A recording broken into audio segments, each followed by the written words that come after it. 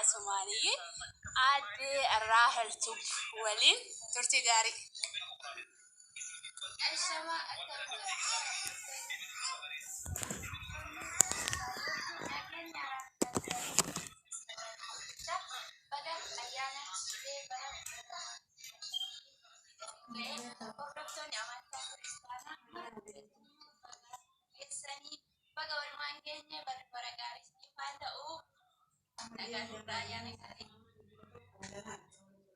Tole kallattumaan gara adee gaaddiseetti isin dabarseen jira.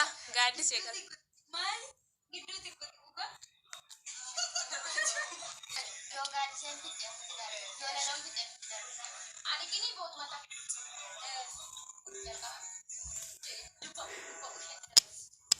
maalan jeera adi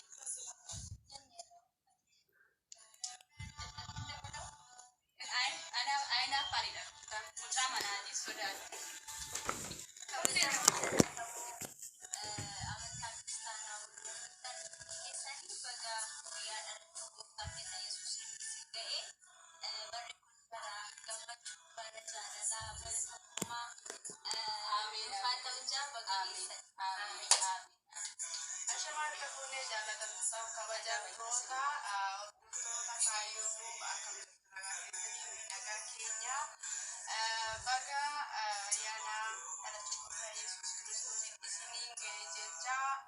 ayana gari sini jenna rabbin nagaw kafanan nuagaw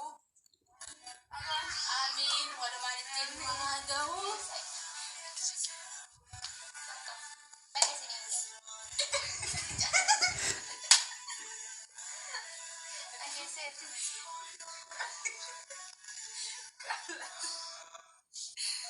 yalla kafit kino ayana jechura nama gudda kana biratti kabaju sirra margaale nyaanne turre dhiyoota garbaanne margaa nyaanne kan warra nyaanne margaa jechuun mucaa qabu mucaa jalatti jirti yaane mucaa eebbifamanii jiru lama ta'anii margaa sadii ta'anii malee raahel immoo kunoo yeroo booda mucaa isaanii kaadhimmattee jirti galee malee mucaa qophiirra jirti waan ta'eef asumaan jechuudha booda akka maatii taatu wallagga wada aarsi haadha kinoo laqata kaffata laqata kaffatu jirti waan ta'eef jabaadhaan isinii jedha raahel dama baay'ee yaaddanii jirtu natti fakkaate gaarii gati gabbarii sodaachaa jirti asumaan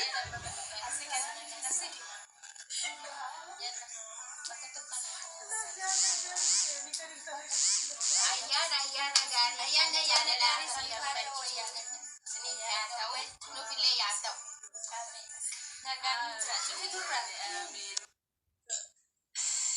ashama kabajamtoota jaalatamtoota maatii kaa YouTube qabamte dura galche waan ta'eef akka kanatti sitollee wal biratti siin kabanye mana madaamii jechuudha.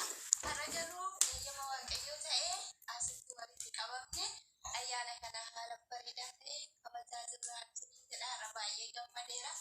Egaa hiriyyaan keenya sun keenya dhibamuuti goyoota dhagaamu Tole guddaa galatoome Raaheli dhugaa akkuma beekamu waggaa darbee ayyaana hin kabajne ture. Riyaan keenya nu bukkeedha akka carraa ta'ee biyya galtee turte baay'ee ittiin gammanne ittiin tolle waggaa darbee mana madaamiitti dabarsine kanaaf iyyuu natti hin tolle ture. Gammadeen olle keessi kun nagaa hin arganne jettee jirti obboleettiin keenya. Egaa mee kallattumaan gara lalistuutti sin dabarseen jira. Lalistuu ati waggaa kana riyaan keenya sirriidhaan nu biraa qabamtee turte. Nu biraan jirtu maatu sitti dhagahame gaafa mana madaamii ooltu bu'aatu oolte moo yaanne maal keessa oolte mee? Lalistuu. Ashama harka fuunee jaalatamtoota kabajamtoota hordoftoota YouTube kaayyoo akkam jirtu nagaa keessanii ani jaallattoota waaqaa baga dhalachuu gooftaa keenya Yesuus Kiristoos yaadannoo isaatiin isin geessanii jedha. Ani mudannoo baay'ee hin qabu waggaa kana garuu akkuma beekamu mana madaamii ulfina keessan oolee sirrii maayiriyyaan keenya nu biraa qabamtee waan galteedhaaf bahuu hin dandeenye asii gaddaa dabarsine yaa har'ammoo waaqayyo haa galatu kun akkasuma wal sassaabamne ayyaana kabajaa jirra. Isheellee bakka isheen jirtutti ishee yaadachaa jirra. Isheenis nu wajjin kabajaarti. Yaani qaama yoo nurraa fagaatteyyuu yaadaan nu walii waan jirtuufi har'a gammachuu qabna isiniin jedha. Ayyaanni baay'ee namatti tola. Ayyaana gaarii isiniif hawwasinillee ayyaana gaarii isiniin jedha. Koottaa nyaadhaa dhugaa waan nyaatamu qophaa'ee jira. Tole guddaa galatoomaa turtiin faana gootanii fi dhugaadhaa waggaa darbee hiriyaattiin teenya biraa qabamtee turte baay'ee nutti hin tolle ture gaddaa ture har'a immoo fedha waaqayyoo ta'e wal arginee jirra. Egaa bara dhufullee jechuudha obboleettiin teenya Raahel nu biraa galuu jetti asuma allaaf jedhee nutti dhaga'amu jira maaliif nama tokko baranii gaafa nama tokko irraa adda bahanii baay'ee tokko inni ulfaata jechuudha nama baruutu salphaadha malee namarraa adda bahuuni. Baay'een ulfaata waan ta'eef homaa miti jechaa jechuudha amma lalistu Raahel nu biraa galuuf jechaa jirti.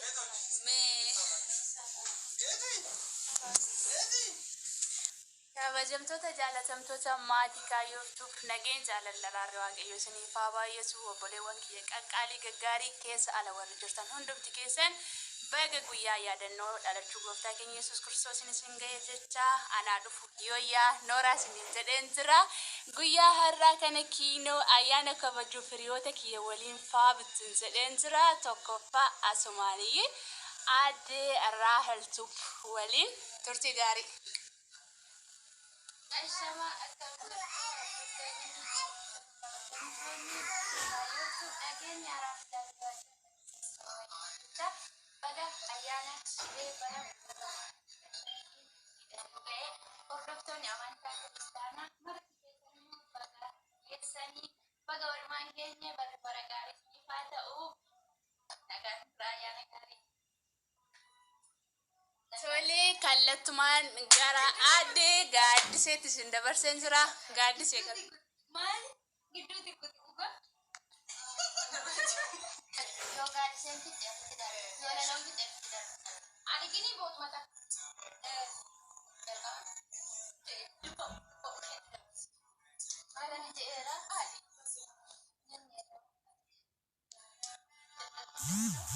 Aina faridha. Mucaa manaatii sodaatti.